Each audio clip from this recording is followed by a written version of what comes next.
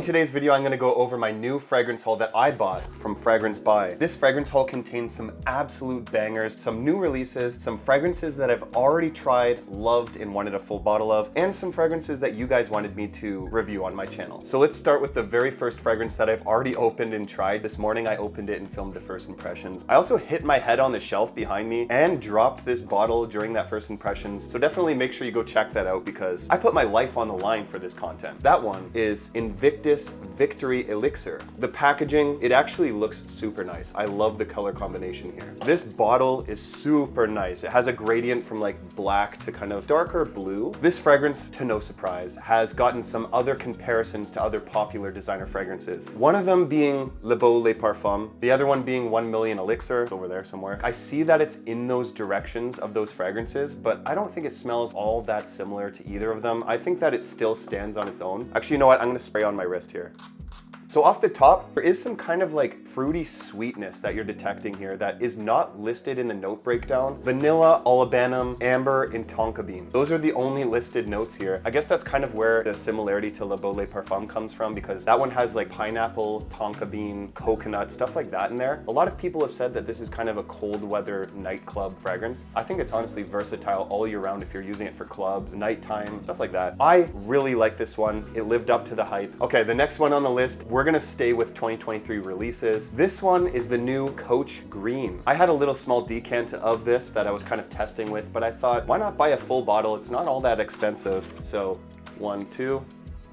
There is no denying, I would say this is like 40% Pardaluna Rosa Carbon, 50% Dior Sauvage, and then a little bit of earthy green aspects, a little bit of sweetness. Now, this one has gotten some comparisons to Parfums de Marly Greenly, which is one of my favorite Parfums de Marly fragrances. I don't see it at all. This just smells like a straight up copy, something Dior Sauvage or something Pardaluna Rosa Carbon. Coach Green is more affordable than either of those, so if you're looking for a budget option, can't go wrong with this one. Dior Sauvage is such a popular fragrance that when people smell this on you, they're just gonna think you're wearing Dior Sauvage. The sweetness is apparently coming from this kiwi on the top. That's kind of the only thing that distinguishes it differently. For me, it's just kind of a redundant purchase and a little bit mid, in my opinion, you know? Next up on the list. I bought this one as a tester to save some shekels. Carolina Herrera's Bad Boy Cobalt. This is an Eau de Parfum Electrique, so electric perfume water. Hopefully I do not get shocked when I spray this on my skin. I'm funny with my dad jokes, aren't I? Tacky bottle, yes. This is a 2022 release, still relatively new. Even though it's a tester, you honestly cannot tell, but let's spray it on skin. What am I getting? Oh, there's something in here that reminds me of a drink. Like maybe is it blue raspberry something? It's sweet. I think this one's actually pretty good. You know, I do like my sweet fragrances. Like it kind of reminds me of like a freezy or something like this. I'm getting this like sweetness, some aromatic notes, some musk. Let me just check what's going on here. Lavender and pink pepper in the opening, in the mid being plum geranium, in the base vetiver, truffle, cedar, and oak. From my initial testings, like I wasn't too blown away, but now that I smell it up close and personal, I'm kind of happy I have this one. Bad Boy Cobalt, if I test with this a little bit longer, it may beat out the Bad Boy Les Parfums, but I doubt it because I really like that one too. A little bit youthful, but that presentation though, that's gonna throw a lot of people off. I already know. Any fragrance in the Bad Boy line is gonna get hate because of this. Bottle and the name Bad Boy. Like this is just not Bad Boy vibes at all in my opinion. Name is misleading, fragrance is pretty good. Okay, let's move on to the next one. This next one in the haul, Invictus Platinum. I really wanted a full bottle of this because, let me just show you why. I'm all the way over here, hopefully you can still see me. Okay, so this one, I had a little bottle. Look at this little bottle. It's a splash bottle, you know? And I loved it so much. I brought it with me on holidays and I wore it a lot. I really don't like splash bottles though, so I wanted the full presentation. Very similar looking box to Paco Rabanne's Phantom. Look at this. Look at the comparison here. The size comparison. You can make fun of me in the comments below. I really like the Invictus style bottle. It just looks cool. It looks like you just won a trophy at the Coliseum or something like that. Very cool. Anyways. Okay, so this one, guys, it almost gives off this like gummy worm vibe or like gummy bears or something like that. I really like this one. And I remember it actually lasting a long time on my skin. I'm gonna have to do some more testing. Now that I have the full bottle with an actual atomizer and not this little bottle, look at this comparison. Just look at it. Just look at it. And this is another relatively new release, I think 2022 as well. Pretty much all of these so far are relatively new releases. That's pretty cool. It does have that classic Paco Rabanne bubblegummy sweetness. So if you're like 35 and up, you're probably not gonna like this one too much. But you know, for someone my age or younger, Invictus Platinum might just be one of your new favorite fragrances. Let me know in the comments what you think of this one. Next fragrance in the haul, Kenzo Ham Eau de Parfum. I bought this one because some of the hype I've seen other YouTubers give it. This one has a really cool bottle. I know Kenzo's a Japanese designer. What it looks like to me is when like a samurai would practice with their katana and they would slice the sticks of bamboo. So it kind of has that cool Japanese vibe to it. This is Eau de Parfum concentration. This is an 110 milliliter bottle. I really like the color of the atomizer, and the atomizer is,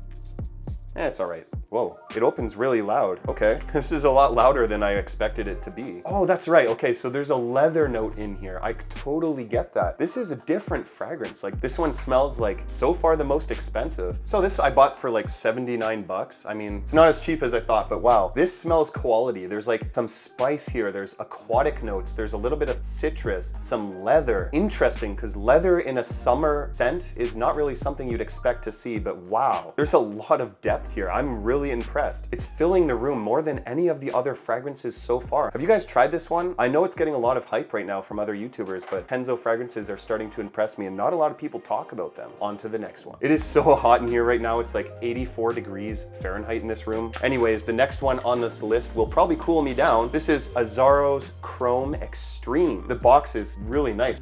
Who cares about that box? The presentation looks really nice. The darkest glass bottle of the Azzaro Chrome line, I believe. I had a small decant of this for a long time, but I need the full bottle. Aquatic, I'm getting some, I think orange or some sort of lemon, sea notes, aromatics. I know a lot of people say it does have that comparison to the two, but this does have its own thing going on. I think it's not redundant to own both Profondo and Chrome Extreme. It's hard to tell from a little like small sample what you truly think of it. And in that small sample, I was getting a little bit of a different scent profile than I'm getting in the full presentation. So if you have samples, sometimes it doesn't smell exactly like the full bottle. That's in my personal experience, I don't know. Let's just check the notes real quick. Oh, okay. So it's juniper berry sea notes. There's some green mandarin, cashmeran, amber. Not really getting a whole lot of that amber, but I think that you guys need to try this out if you haven't already. And let me know what you think if you've tried this one. Let's go on to the last one on the list. I'm trying to fill out my Davidoff Cool Water collection. This one is Davidoff Cool Water's Grapefruit and Sage. Never tried this one, so I'm excited to see what is going on here. Atomizer is very good, just like all the other Davidoff Cool Waters. Exactly the same as the other Davidoff Cool Water bottles. It almost looks similar to the Oceanic edition that they released this year. Packaging, nothing special. Bottle, nothing special. Smell. Ooh, yeah.